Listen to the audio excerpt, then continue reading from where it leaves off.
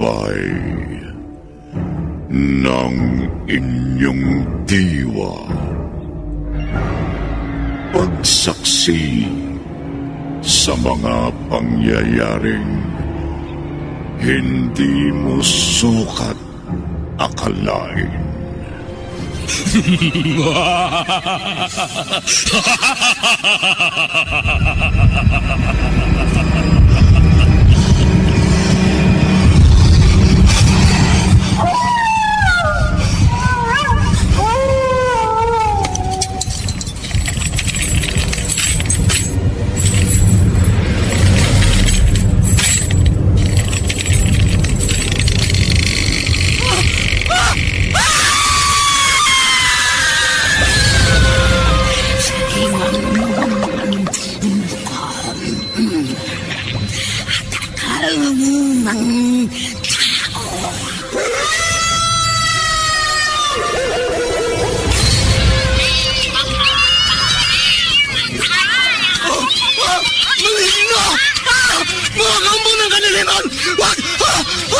Huwag kayong lalapit sa akin!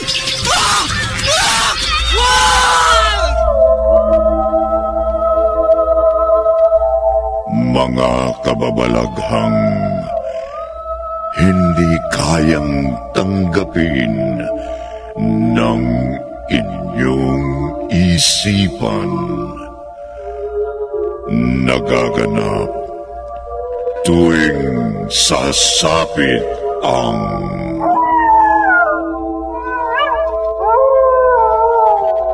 gabi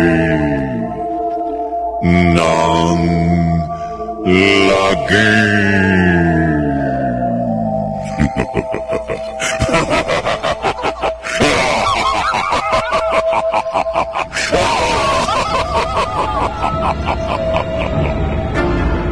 Pinagsamang produksyon ng DZRH at Star City.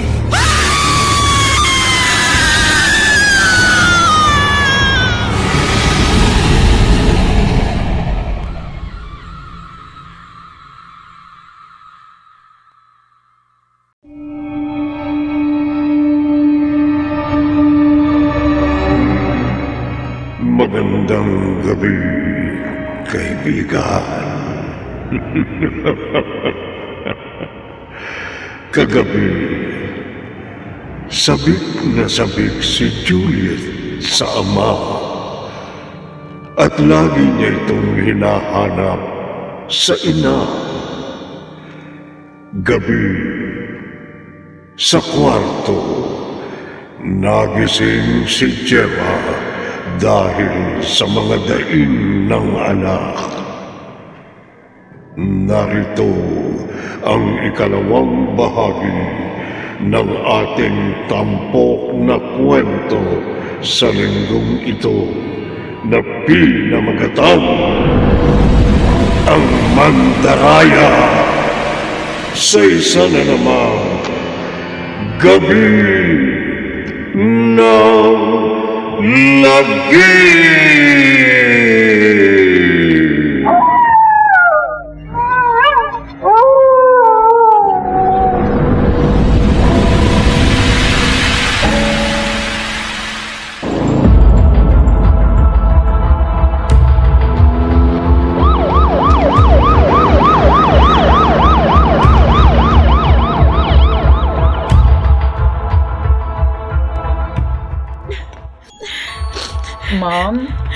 Ma'am, kumusta na po si Juliet?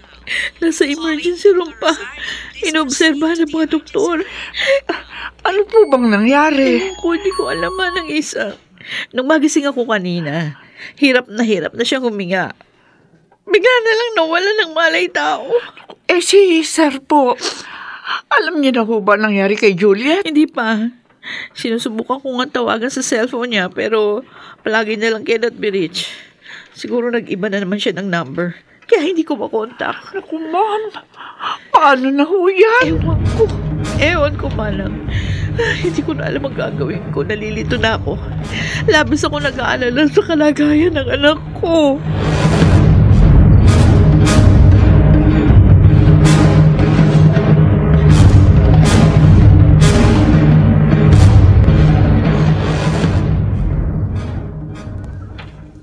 Naririto na siya, Panginoon.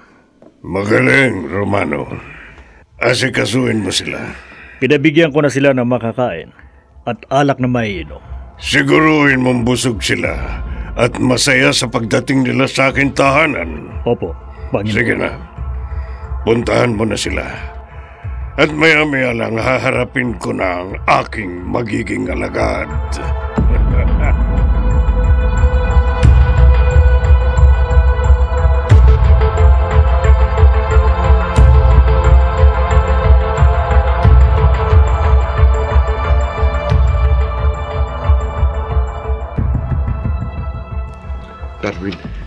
Darwin, kanina pa tayo nakaupo dito.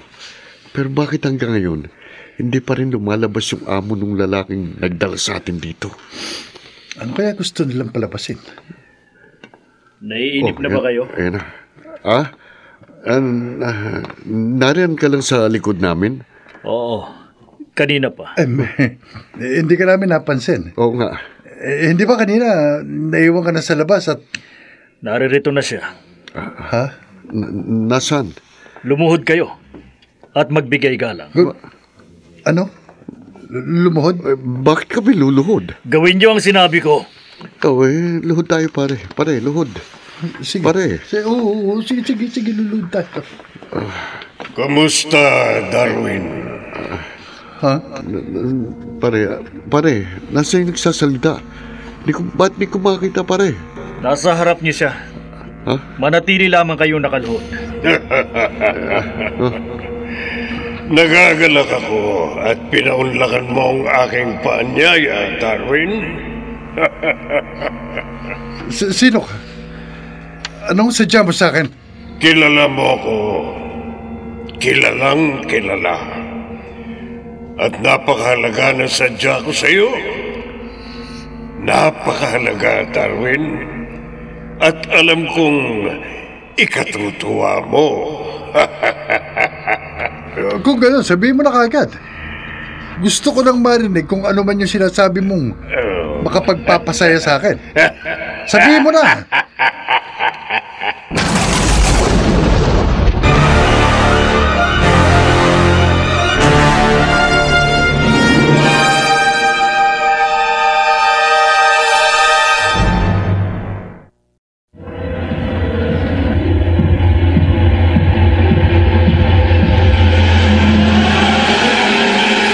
Balikan natin ang kasaysayang tampok sa linggong ito sa isa na namang Gabi ng Lagim.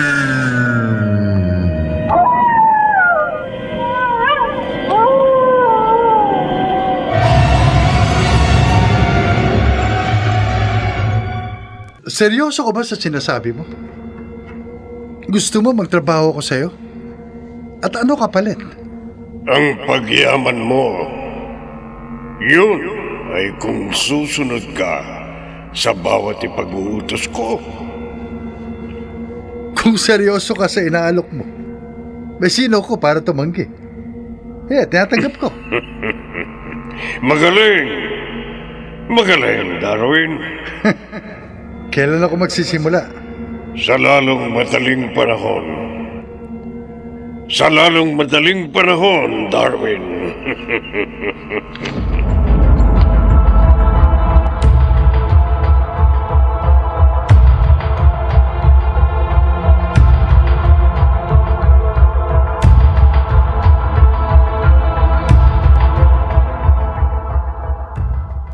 Natutuwa ako at pumayag ka sa alok ng aking amo. Basta perang pag-uusapan, madali akong kausap. Hindi ka nagkamali ng desisyon. Lahat ng gusto mo sa buhay, mapapasayo. Basta sumunod ka lang sa lahat ng kanyang ipag-uutos. Sinabi ko na sa iyo, madali akong kausap. Kaya wala siyang utos na hindi ko susundin. Magaling. Asahan mo rin na tutuparin ng aking amo ang kanyang pangako. Na wala siyang kukunin sa lahat ng mapapanalunan mo. Maliban sa konting interes. Interes? Anong interes? Huwag mo nang alamin. Ang trabaho mo lang ang dapat mong intindihin. At sigurado, yayaman ka. At lahat ng gusto mo sa mundong ito ay mapapasayo.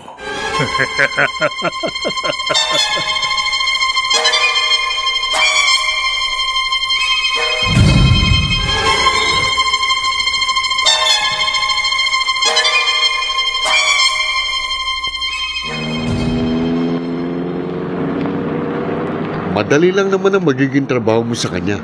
At saka, halos wala namang pinag-iba sa dati mong ginagawa, hindi ba? Gagamitin mo lang ang husay ng mga kamay mo. Presto, pera na. Oh, Darwin. Darwin, bakit ang lalim ng buntong hininga mo? Huwag mo sabihing nagdadalawang isip ka na. Hindi. Nagtataka lang ako. Tataka, bakit? Sinabi niya sa akin na lahat ng mapapanalunan ko sa sugal, akin. Oh, Wala siyang kukunin. ha? Maliban sa interes. Oh, teka, akala ko ba sugal ang pinagkasunduan nyo? Oo. Eh bakit may interes? Ano yan, pautang? 5-6? Narito na tayo. Ah, teka, ano ito? Bakit dito mo kami inihatid? Ospital ito ah. Ano gagawin namin dito? Nariyan ang anak mo, Darwin. Hinihintay ka. Ano?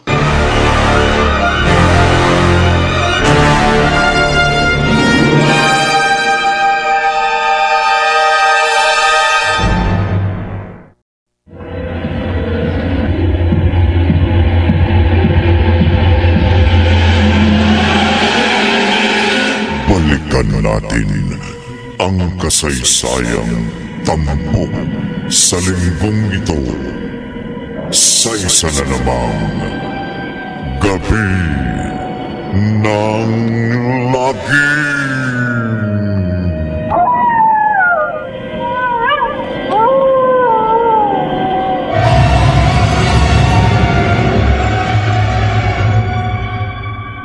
Alam mo, nahiwagaan na ako sa inyo eh. Una, paano niyong nakilala si Darwin? Ikalawa, paano mo nalamang nasa ospital ang kanyang anak? Huwag ka nang magtaka. Dahil walang nalilingid sa amin. Kahit ikaw, kilala kita. Ako? Oo. At lahat ng tungkol sa buhay at sa pamilya mo. May pagkamarites ka pala ha? Pati buhay ko, alam mo? Oo. Dalawang naging asawa mo Ha? at namatay sa panganganak ng nauna. Oo nga. Ang pangalawa, inagaw mo lang sa iba. Paano mo nalaman ng tungkol sa... Sinabi ko na sa'yo, walang nalilingid sa amin. At sinisiguro ko sa'yo, dahil sa mga ginagawa mo, isa lang ang siguradong patutunguhan mo. Anong... At magkakasama-sama tayo pagdating ng takdang panahon.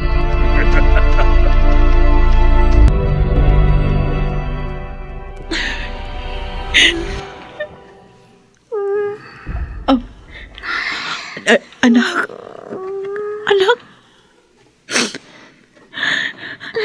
Oh, nagkakamali na siya. Ma'am, nagkakamali na po siya. Mama.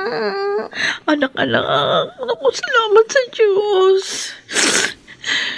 Nasaan tayo? Nandito tayo sa ospital. Ospital? Oo.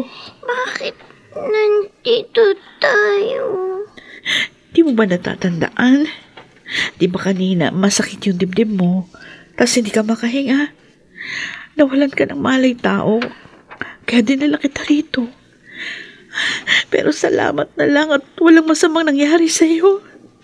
Si Papa. Nasaan si Papa, Mama? Juliet? Darwin? Paano mong nalamang... Ano nangyari sa kanya, Jeff? Ha? Bakit siya narito sa ospital? Anong sakit ng anak ko? Ano?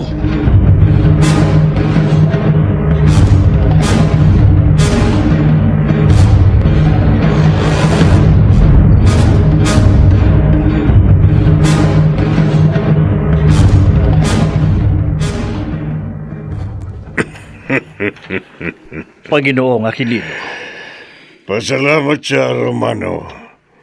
At pumayag siya sa gusto ko. Dahil kung tumanggi siya, buhay ng anak niya ang magiging kabayaran. Nagtagumpay po kayo, Panginoon. Hindi pa. Pero malapit na. At si Darwin ang magbibigay katuparan ng lahat.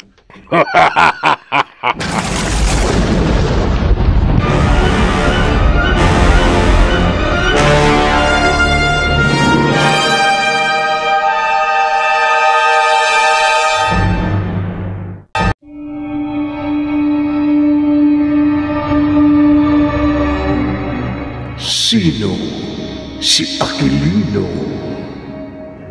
Ano ang mga susunod na magaganap? Pakinggan bukas ng gabi ang ikatlong bahagi ng ating tampok na kwento sa linggong ito na pinamagatang ang Mandaraya. Sa isa na naman, gabi ng lagi.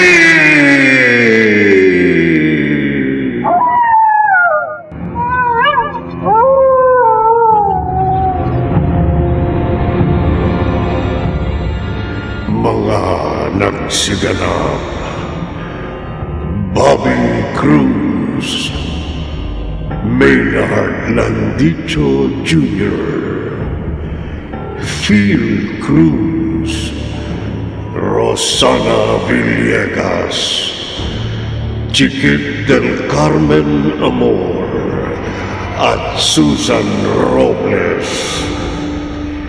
Naglapat ng tunog, Temyong. Sa musika ni Buboy Salonga, supervisyong teknikal ni Bong Muyar at Eric Lucero. Isinulat ni Maynard Landicho Jr. At sa direksyon, Lionel Benjamin. Gabi ng lagi.